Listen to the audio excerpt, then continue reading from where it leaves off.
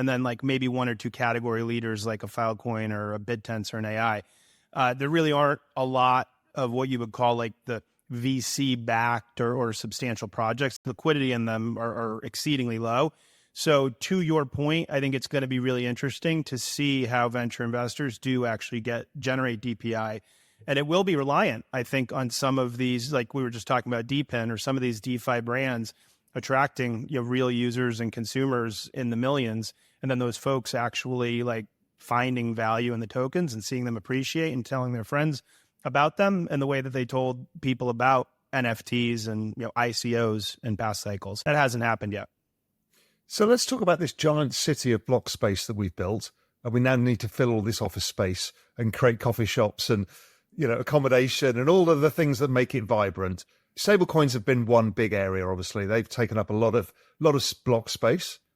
But what are the other big things that move the dial? I mean, there's some things are smaller, but where do you see opportunities for real scale of blockchain use? And then we can dig into more specific smaller things that interest you. Yeah, I think where we spend most of our time, I'll just highlight two categories, would be DePIN and consumer. I think DePIN is one of the most obvious investment areas and for builders, design spaces to be focusing on right now in crypto.